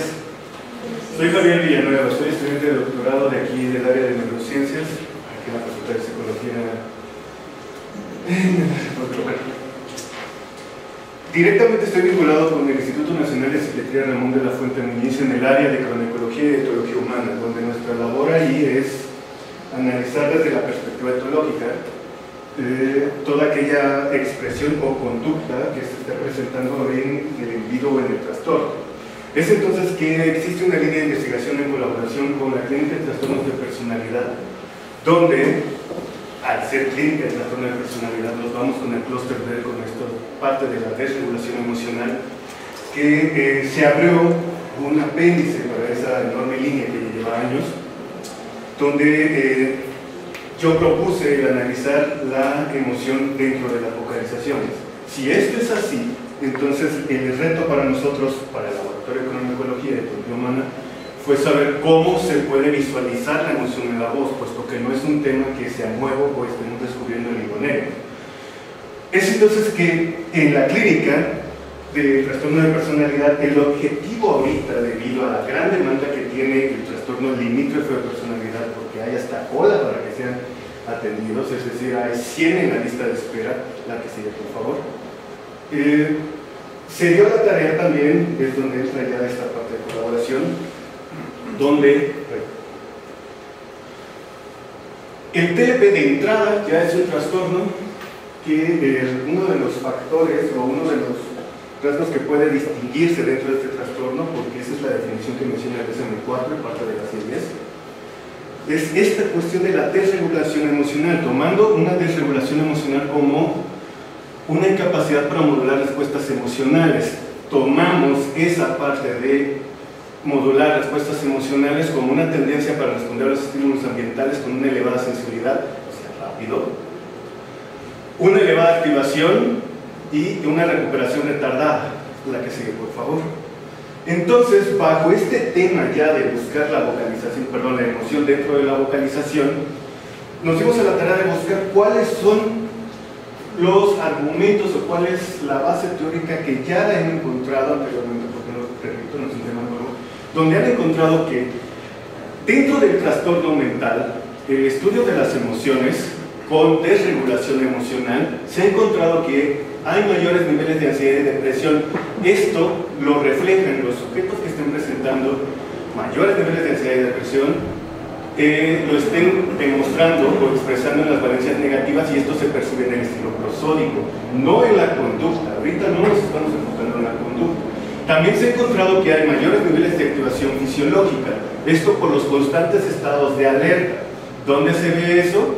se percibe en el volumen de la vocalización y en la rapidez, es decir, que a mayor ansiosos estén los sujetos, más alto hablan o más rápido y alto hablan. La que sigue, por favor. Entonces, buscando dentro de todas las bases de datos, encontramos de los trabajos más representativos en cuanto a la expresión emocional en el TLP y con relación a esta cuestión estilo prosódico y prosodia, es que encontramos un artículo que lo que hace Misenberg es los pone en una condición experimental de ver si reconocen o qué tipos de emociones, qué tipo de expresión emocional reconocen con relación a cómo reconocen la emoción cuando el otro está hablando. Entonces él encuentra que de manera separada encuentran y le aceptan en la mayoría de las expresiones emocionales y es de 10, así como también en el reconocimiento del estilo prosódico, es decir, saben pues cómo les están hablando y cómo los están observando, pero debido a esta desregulación emocional o esta carencia de habilidades para modular respuestas emocionales, encuentra que no existe una integración, ellos están faltos de integración en cuanto a, mientras me está viendo enojado, creo que me habla contento, o al revés. Hay una falta de integración y él se lo atribuye por esta cuestión de hostilidad basado en un mundo que percibe como agresivo. La que sigue, por favor. Entonces, nosotros quisimos dar un pequeño paso más adelante. Quisimos conocer, pues, los valores de la emoción expresada a través de los adjetivos e interjecciones en el contexto de una intervención estructurada de una sesión nada más, terapéutica de terapia dialéctica conductual, de pacientes con TLP en comparación a un grupo control. Aquí, ya en términos lingüísticos, en este caso prosódicos, quisimos ver los parámetros acústicos o los valores de los parámetros acústicos, la valencia emocional, la activación y la frecuencia cardíaca, porque tomando en cuenta que fisiológicamente cuando se aumenta el volumen de la voz o cuando queremos enfatizar algo que nos está doliendo o nos está favoreciendo o estamos teniendo un estado mental o un estado emocional favorable, lo tendremos a expresar. La que sigue, por favor. Entonces, ¿cómo hacer todo esto? Bien, nosotros nos fuimos por una parte de la prosodia, nos fuimos por una rama de la lingüística, en este caso la prosodia, que se encarga de analizar tono, acento y estilo prosódico de los parámetros acústicos de la frecuencia fundamental F0 o los decibeles, tomando en cuenta que la F0 se ha estudiado que es la primera vibración de la cuerda vocal. Esta es una vibración, cuando estamos hablando, que no es posible falsear al momento de expresar cualquier emoción. Y la densidad, perdón, el decibel o la intensidad. Aquí esto, lo que ya les venía diciendo, es la expulsión total del aire, ya es lo que tiene que ver el esternón, o la rachera, como dijeron algunos. Lo que tiene que ver el esternón, la expulsión de aire para poder hablar más fuerte. Ya se hace que sea más fuerte o más despacio. Vamos a ir regulando la expulsión de aire de acuerdo a lo que queremos decir. Y esto se ha asociado de manera fuerte con una expresión momentánea o espontánea de emociones dentro del discurso oral. En este caso no nos interesa el análisis del discurso, solamente nos fijamos en cómo nos está comunicando la idea o cómo nos está queriendo decir este paciente con TLP en las interjecciones y en los adjetivos. ¿Por qué solamente las interjecciones? Porque las interjecciones en la RAE lo determina que es una palabra invariable o sonido que denota un sentimiento y hasta ahí se queda. Y eso lo cual está bastante bien, que son como sonidos como claro. Son todas estas diferentes tonalidades en el momento de expresar cualquier emoción que nos está sintiendo el contexto en el que estemos. Entonces también cogimos pues los que son los adjetivos calificativos. ¿Por qué esos? Porque es la parte de la gramática o es la palabra que involucra dentro de la gramática esta cuestión de darle un valor emocional, un valor mental al sujeto al que está dándole ese valor. Es decir, Javier, alto. Se me ocurre un ejemplo, ¿no? La que sigue, por favor. Dentro de todo esto, los estudios prosódicos que se han hecho a lo largo de la historia es de los más representativos que sí nos dan datos cuantitativos de cuanto a Hertz, en este caso la frecuencia fundamental y los decibeles, es que las personas con estrés presentan mayores rangos de frecuencia fundamental y mayores rangos de decibeles cuando están expresando enojo, miedo y desprecio. En personas que tienen ansiedad presentan menos rangos de frecuencia fundamental con mayores rangos de decibeles en la ansiedad y miedo. Vuelvo al ejemplo que les estaba diciendo, que tienden a hablar rápido y fuerte, pero tienen menores vibraciones vocales. No quiere decir que no estén expresando una emoción fidedigna, sino que simplemente es expresar su estado mental en combinación con el emocional. Están hablando rápido dentro de un contexto que tal vez les está haciendo agresivo. Aquí en la depresión, pues con personas depresivas tienden a vocalizar frecuencias fundamentales bajas y menores rangos de decibeles, tanto o en el momento, perdón, de estar expresando miedo y desprecio. ¿Por qué no les estoy presentando que de tal rango a tal rango? Porque no existe una unificación. Todos los autores difieren en que de tal rango a tal rango es esto, de tal rango a tal rango es aquello. Sí, pero lo determinan de acuerdo a su trastorno. Entonces, muchos están coincidiendo que la vocalización en total, o sea, la expresión humana, está desde los 80 Hz hasta los 120, es lo que puede vocalizar un humano. En cuanto a los decibeles, son desde los 45 hasta 80, arriba de 80 ya es una turbina. Todos coinciden que todos los humanos podemos vocalizar en esos rangos, pero vocalizar o determinar un rango de emociones es completamente diferente, porque tendría que ver los rasgos de personalidad, tendría que ver muchas de estas otras cuestiones de cómo percibimos el mundo para poder contender emocionalmente con ese contexto. Entonces, por eso no estoy presentando rangos. La que sigue, por favor.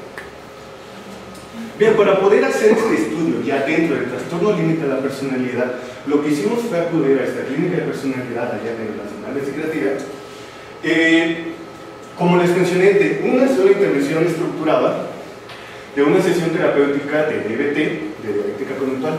Tomamos 5 mujeres que aceptaron firmar el consentimiento informado y 5 mujeres control, pareados por edad, porque sí tiene que ver mucho con la edad en cuanto a la flacidez de las cuerdas vocales.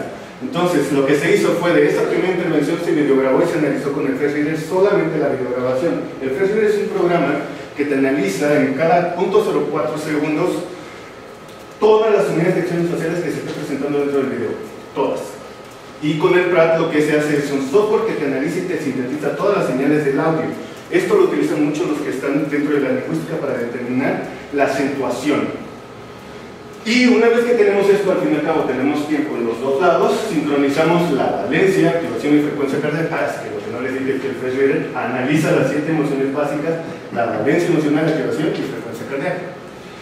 Entonces, los dos nos dan línea de tiempo, tanto para poder analizar o sombrear, porque es el término sombrear dentro del Fresh Reader, y seleccionar los adjetivos y las interjecciones, nos dan una línea de tiempo por la duración de los mismos. Los sincronizamos y la que sigue, por favor. Es como obtuvimos que los pacientes, cuando lo que se registró de los pacientes en cuanto a adjetivos fueron 45 para la frecuencia fundamental y 76 en contra de los controles, que fueron 79 para la frecuencia y 78 para los decibeles. En las interjecciones, los pacientes tuvieron 33 en la frecuencia fundamental y 60 con los decibeles en comparación al grupo control, que tuvieron la misma cantidad. No se encontraron diferencias significativas en los adjetivos. Esto es curioso, más adelante lo vamos a tomar. Pero sí se encontraron diferencias significativas en las interjecciones. Esto tiene total sentido, puesto que la interjección ya está definida como una cuestión de sonido o palabra no articulada que expresa un sentimiento.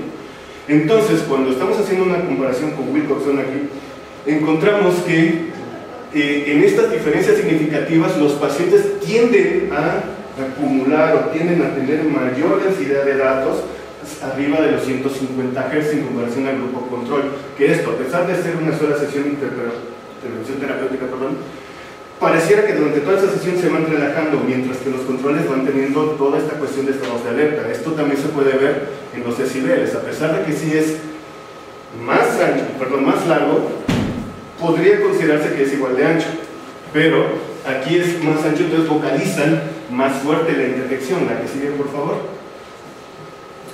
Entonces, también encontramos diferencias significativas en la valencia, activación y frecuencia cardíaca en los dos grupos. Encontramos aquí que lo que se puede explicar aquí es que la valencia, Fechner mide la valencia en emociones positivas y negativas. Las positivas van de 0 a 1, las negativas van de 0 a menos 1. Entonces, si es así, tenemos que los pacientes tienden a contener esta expresión emocional. Tanto pueden ir tanto a menos 1 como a más 1, pero tienden a regresar a 0.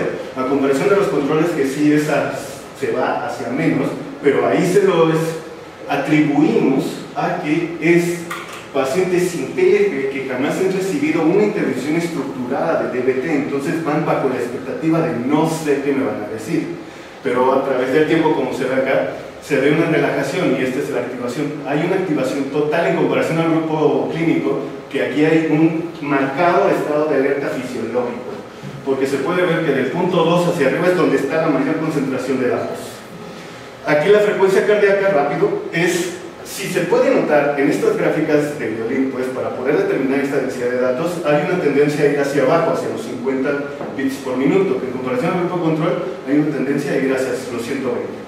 Esto no nos tomamos en cuenta que es una sesión terapéutica. Si hubiéramos tomado todas las sesiones, sería otra cuestión, ¿no? La que sigue, por favor. Una vez que tuvimos ya las diferencias significativas con las pruebas de Wilcoxon, quisimos ver cómo se ve representada la emoción en una vocalización, es decir, en las interjecciones. Para poder hacer esto, nosotros lo que hicimos fue utilizar el método Cummings para ver con cuántos grupos se puede explicar solamente el fenómeno de la frecuencia fundamental con la valencia, el fenómeno de la frecuencia fundamental con la activación y con la frecuencia cardíaca. Lo que nos está mostrando aquí el Cummings es que los controles tienen 3 clústeres. Muy bien, de esos 3 clústeres implica que hay una mejor regulación emocional, porque aquí se está tomando en cuenta que para cada uno de nosotros los que estamos aquí tenemos diferentes tonalidades porque fisiológicamente así crecimos. En comparación al grupo control solamente se están mostrando 2. Hay una contención todavía total, que lo que quiero decir aquí con los colores es para diferenciar el grupo. No significa que cada color implique algo, en estos momentos no. Esta es una prueba exploratoria porque esto es un estudio exploratorio donde quisimos abordar de manera cuantitativa ya ese fenómeno. Encontramos aquí en la frecuencia fundamental con el arousal, hay una total barrera ahí, literal, donde esta contención empieza a haber más dispersión de datos de punto 2 hacia adelante en comparación al grupo control, que hay una mayor relajación.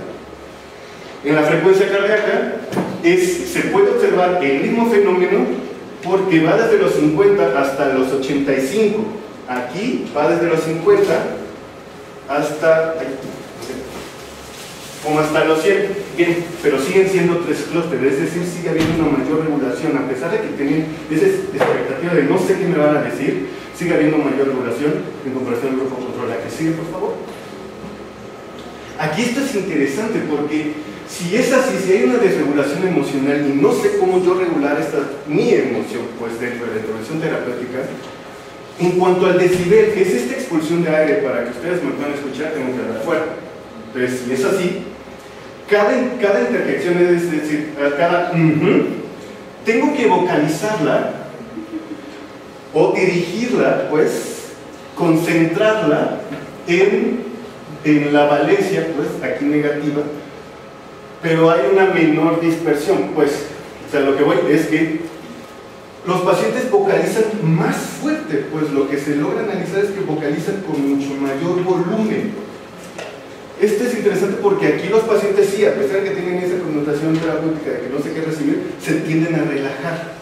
Aquí no, sigue siendo muy comprimido, hay una dosificación de aire total, pues, para poder expresar ese estado emocional que están percibiendo. ¿La que sigue, por favor?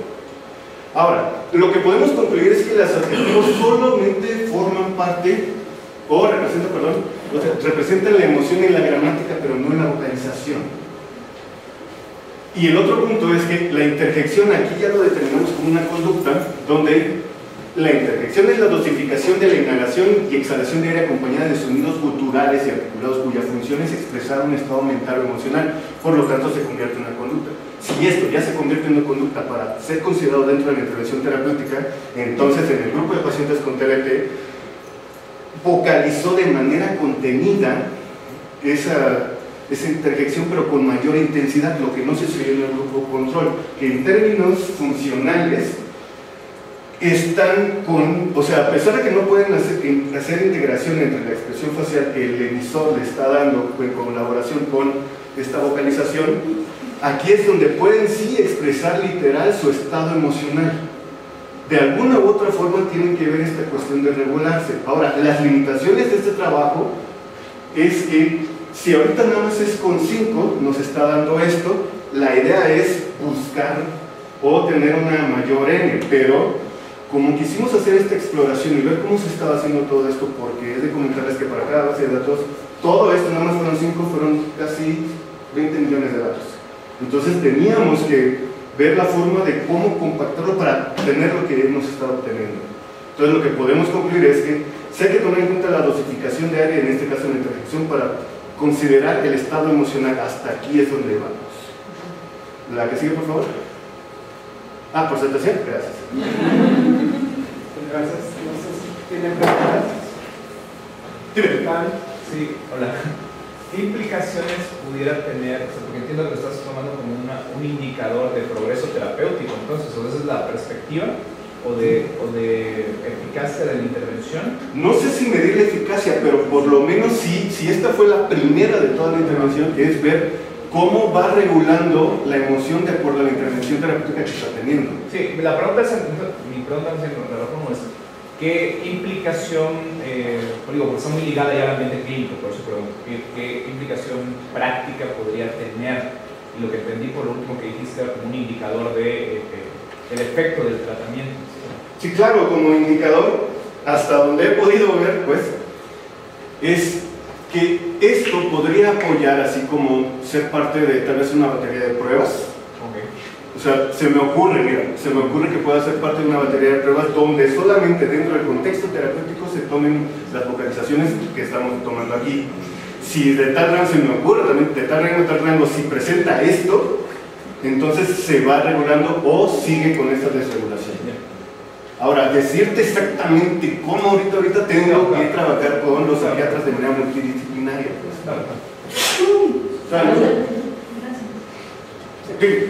Si te entendí bien, todos sus sujetos eran mujeres. Claro, sí, son mujeres. ¿Por qué? ¿Tiene esto algún impacto en el aspecto físico de la vocalización y de la interjección? Sí, claro, digo, para cada sexo biológico, ¿no? Para cada sexo biológico sí hay diferencias, pero en la clínica no es que no haya hombres, son menos. Entonces la mayoría que van al tratamiento terapéutico son mujeres. Entonces estamos tratando de acercarnos a esa población, no por el hecho de ser mujeres, sino por el trastorno. Está a la mano, pues, ¿no? Entonces de ahí que hicimos nosotros, pues es lo que hay, perfecto, aquí comencemos. Y entonces, o sea, todo un despapalle. Y el estudio de ustedes, evidentemente, no has encontrado referencias de que se haya hecho en otros países. Te pregunto esto por el asunto cultural que no, sí, claro. El análisis del discurso, ¿no? Sí, claro, y tiene mucho que ver en la lengua alemana, tiene que ver mucho esta de la palabra Mütter, se me olvidó el nombre de la campanilla. Bueno, la campanilla tiene mucho que ver porque la inflexión del Mütter en la Mü, la campanilla va hacia atrás. Aquí cuando nosotros decimos madre, la campanilla que sigue colgando. Entonces tiene mucho que ver todo eso. Ahorita nada más es población mexicana para mexicanos. No, sí hay, y sí hay bastantes interesantes, y el ruso no se diga, es otro show, porque, podemos identificar los adjetivos tanto en ruso y alemán, las interjecciones cuáles, ¿no?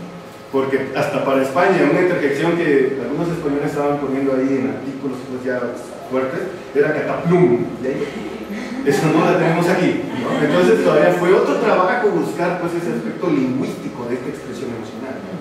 Pero sí, lo hemos considerado, Dime. Si llevan algún control de que el grupo control, Sí, claro, sí. ¿Cuál es la motivación para que vayan a una terapia? O sea, ¿saben su grado de ansiedad, de depresión? No. Al entrar antes de la sesión terapéutica, ¿cómo están emocionalmente ellos antes de entrar a la sesión terapéutica? Para serte honesto, yo no sé qué estado emocional o mental están teniendo antes de la intervención terapéutica porque solamente los acompaño hasta ahí. El terapeuta, ya dentro del profesional, el que está apoyándonos en todo esto, él ya determina si es apta para el estudio o no, pero a lo que voy con apta al estudio o no es por este grado de ansiedad, pues. Entonces nosotros antes ya evaluamos con el SSL, ya evaluamos con el SKID-2 para determinar si tiene o no, o si no tiene, qué tanto tiene de qué. Entonces estamos buscando como lo menos ansioso, pues, o sea, todos tenemos ansiedad, pues, ¿no? Pero estamos buscando los que tienen menos. Si el terapeuta dijo, no, es que mira, llegó muy ansiosa, considero que no la deje tomar, perfecto. Porque lo que no queremos es ese ruido, pues, ¿no? Es ese ruido dentro de la vocalización, porque no nada más era eso, sino también en la grabación del audio tomar en cuenta los pasos de los demás que están afuera, todo este efecto lumbar, pues, entonces sí hay como un rollo bastante intenso en cómo filtrar toda esa señal de audio, pero de que van bien filtradas. O sea, así es el... Sí, realmente le agrada si a comparar los instrumentos, o sea, si tienes un instrumento de control, yo siempre los pacientes tienen un diagnóstico, pero donde compares el estado, por ejemplo, en la escala de ansiedad de ambas. Sí, claro, que es el mismo que se utiliza para los pacientes. Ah, ok. Sí, es el mismo, pero llevan otros procesos.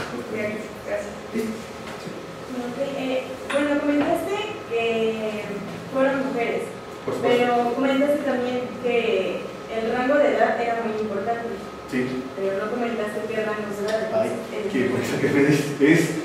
Fueron pacientes entre los 22, fueron 5 mujeres entre los 22 y 38 años. ¿Por qué sí es importante? Porque fisiológicamente a mayor edad, mayor flacidez.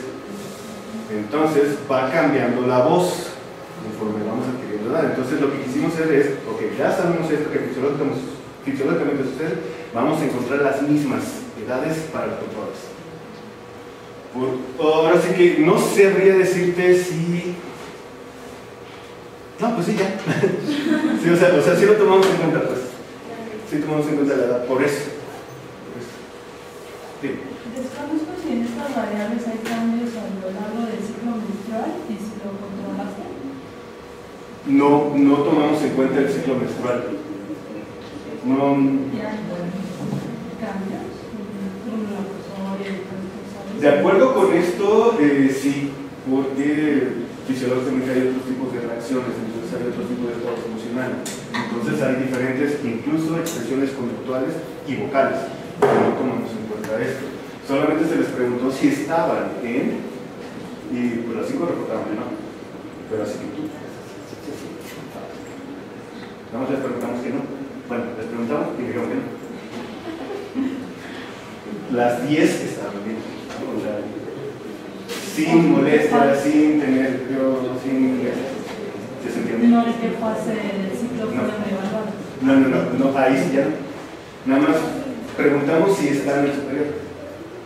Fíjate que no. ¿Cómo? Si les preguntan. Bueno, claro, sí, porque eso cambia.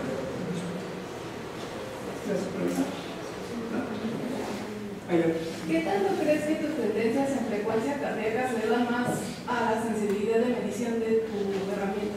Porque está comprobado, lo que hace el FreshReader es que ya ha sido un instrumento severamente juzgado que lo mide por medio de la fotoplexismografía. Entonces ya de entrada ahí ya es un medidor que está bien aceptado incluso en la comunidad médica, pues porque también es el mismo pues, que utilizan para los dedos, ¿no? Sí, es que nosotros también utilizamos eso, pero hay muchos problemas con el filtrado, entonces no sé. ¿Con filtrado te refieres a? Al filtrado de datos, por la frecuencia cardíaca que es como bastante difícil de medir. Sí, claro, lo que hace ahí es que mediante el video, por eso pide iluminación y que esté bien iluminado el cuarto, lo que hace es que de acuerdo a lo que mida con ciertas ecuaciones que todavía no entiendo, te mide sonrojo, se me fue el nombre, está sonrojado. Tiene otro nombre, ¿no? Pero bueno, la ruborización lo está midiendo de acuerdo a la luz. Entonces, pues, si lo que no quisimos es meterle como más cosas al paciente porque quisimos que fuera lo más natural posible. Si ya de entrada tiene una cámara enfrente, ya es considerado como invasión dentro de esa privacidad terapéutica, meterle más cosas, pues imagínate. Entonces lo que quisimos es que fuera el TLP lo más natural en esa expresión emocional. Entonces, pues lo que mi jefe refiere es medirlos por medio de una fotoplatifografía. No, de nada. Muchas gracias. ¿Pueden pasar por por favor? Agradecerles su presentación, felicitarlos también por la etapa donde ya están acabando el doctorado y por sus aportaciones al conocimiento. En final de cuentas, también hablando de trastorno límite de la personalidad. Es una enfermedad bien complicada. Precisamente la regulación emocional es algo que les impide de repente saber cómo están los pacientes, ¿no? Son muy variables, muy volubles, definitivamente. Creo que herramientas como nos está presentando mi tocayo Francisco pueden incluso a ayudar a caracterizar también el trastorno, ¿no? Eso es una parte muy interesante y las cuestiones clínicas que tienen, ¿no? Me parece serio también. Trabajos muy interesantes con relación a las situaciones de evitación, ¿no? Del peligro finalmente, ¿no? Como me parece muy interesante esta situación en la que solo con la presencia del gato, la intensidad del estímulo en realidad fue algo que también ayudó a... Bueno, había diferencias en cuanto a que no había exploración en esa zona de riesgo. Nos habla de esa otra parte de la evocación del recuerdo del peligro de esta. Creo que tiene implicaciones muy interesantes con el estrés postraumático, ¿no? Porque con estas situaciones donde precisamente el riesgo existe y lo tenemos que evitar, pero cuando no existe y estamos evocándolo, entonces ¿qué es lo que podemos trabajar? En esta situación de estudiar estas estructuras y los medicamentos que ayudan a controlar precisamente estos problemas, aparte de empezar a desligar estas situaciones de memoria, que fue lo que trató Antonio con otra estructura. Él nos habló de estas implicaciones en trastornos también, el aprendizaje de conductas como de consumo y otros trastornos que tienen que ver con esta memoria y esta vocación, que también en otra estructura que puede ayudar a trabajar al respecto. Y hablar de las, ¿cómo se llama? Se me olvidó las, ¿cómo se llama? Los recursos, reserva cognitiva, se me fue el término.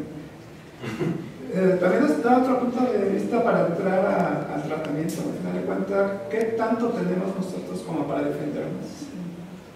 Nos ayudaría como a delimitar qué tratamientos podrían usarse para estas personas que desafortunadamente no vino Marta, que no se va a dar un tema similar, pero por ejemplo con la vejez y las demencias que se retrasan cuando tenemos más esta reserva cognitiva, tanto también en estructuras cerebrales como del entorno, que sería lo que manejan el aprendizaje.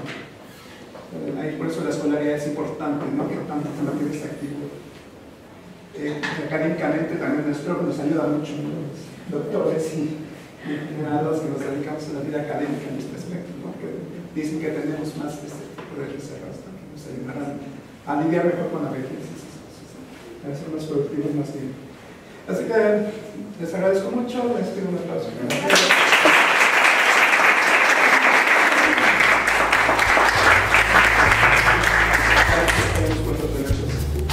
Ya formalmente como colegas. Como doctores.